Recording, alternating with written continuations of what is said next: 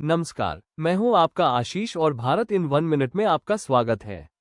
आज हम बात करेंगे उस सम्राट की जिसने पहली बार भारत को एकजुट किया, चंद्रगुप्त मौर्य। भारत के इतिहास में अगर किसी शासक ने साधारण शुरुआत से उठकर एक विशाल साम्राज्य खड़ा किया, तो वो थे चंद्रगुप्त मौर्य।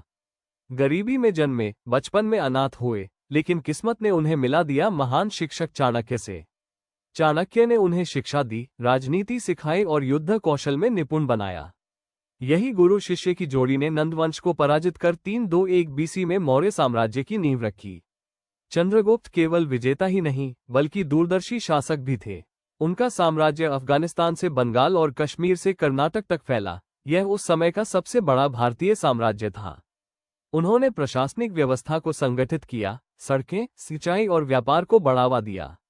यूनानी शासक सेल्यूकस निकेटर से युद्ध में जीत हासिल कर उन्होंने अफगानिस्तान और बलूचिस्तान को भी भारत में मिला लिया। यही नहीं, सेल्यूकस ने अपनी बेटी का विवाह चंद्रगुप्त से कर दिया और उपहार में 500 हाथी दिए।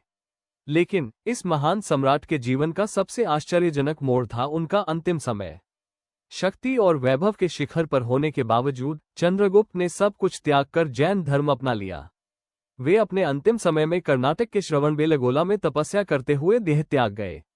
और अब वो रहस्य जो बहुत कम लोग जानते हैं। इतिहासकार मानते हैं कि चंद्रगुप्त मौर्य ने संपूर्ण दक्षिण भारत पर सीधे शासन नहीं किया, लेकिन श्रवणबेलगोला में उनके अंतिम समय के कारण दक्षिण भारत में जैन धर्म का प्रसार हुआ। यानी भले ही उन्होंने दक्षिण भारत को राजनैतिक रूप से न जीता हो, लेकिन आध्यात्मिक रूप से उनकी विरासत दक्षिण तक फैली। ऐसे ही महान भारतीय नायकों की गाथा जानने के लिए जुड़े रहिए आज का भारत इन 1 मिनट के साथ। धन्यवाद। आपका दिन शुभ रहे।